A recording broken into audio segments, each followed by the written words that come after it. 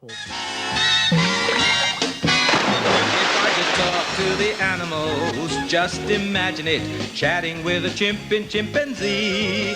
Imagine talking to a tiger, chatting with a cheetah. What a neat achievement it would be if we could talk to the animals, learn all their languages, maybe take an animal degree. I'd study elephant and eagle, buffalo and beagle, alligator, guinea pig and flea.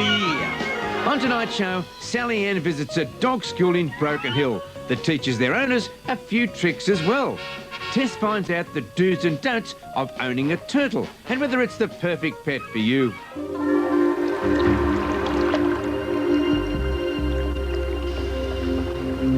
Turtles have been around for more than 180 million years, and they're the only reptiles with protective shells. These ancient creatures range in size and can live to around 50 years of age.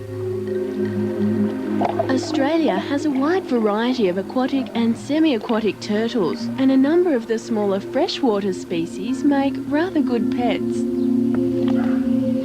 Turtles are unusual pets. These gentle creatures are pretty low maintenance and inexpensive to keep, provided that you choose with care. Now, it's illegal to take them from the environment, but you can buy them from local pet shops, providing the shop has a commercial wildlife licence. But before you bring your turtle home, it's very important to brush up on just how to look after them. Darren Green has been keeping turtles for the past 10 years, and he now has nearly 50 in his collection. So these are the common long-necked turtles, are they? Yes, that's right. This is a common long-necked turtle. They're found throughout Victoria up to southern Queensland. This one's pretty big and heavy. How old do you think it would be? I think that one would be about 20 years old. Most people tend to buy them as small hatchlings and don't realise that they actually grow into such a large animal. Or live quite as long. That's right. So what happens to the unwanted turtles?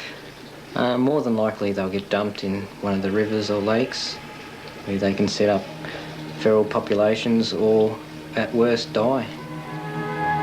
Of even more concern is the release of foreign species, like the American red-eared turtle. They first hit our shores in the wake of the Teenage Mutant Ninja craze in the early 1990s. American red-eared turtles are certainly attractive and they might make good pets, but wildlife authorities in Australia have classified these guys as noxious pests. You see, they're concerned that should enough of these tough little turtles escape or be released into our environment, they'll start out-competing our native species.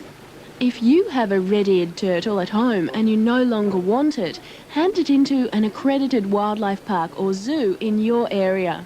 I think there's a lot of them out there, and I would just encourage people to be very, very careful with them and make sure that they never get out into our rivers and streams. Turtles that are kept outside need fenced enclosures to prevent them from wandering off and to protect them from predators. They need water to live in. They feed in the water, but they also need land where they can get out and bask and dry off. And that just helps them with their skin and shell. If you've never kept turtles before, it's a good idea to start out with a more common species, like the Macquarie River turtle, and there are a few things to look out for. You can see he's a healthy little specimen. He's got nice bright eyes. They're not sunken back in the head. He's got plenty of meat on his legs. You can't feel the bones through them. There's no rot on the shell. And overall he's in quite good nick. Turtles that are kept in aquariums, especially the more tropical species, will need heating and the right type of food. And what are you giving them today? I'm just about to give them some ox heart. But they will eat fish, different types of meats, yabbies, and different fruits and vegetables.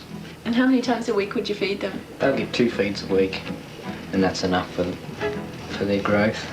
So they really are low maintenance then? They certainly are. Sounds like the ideal pet.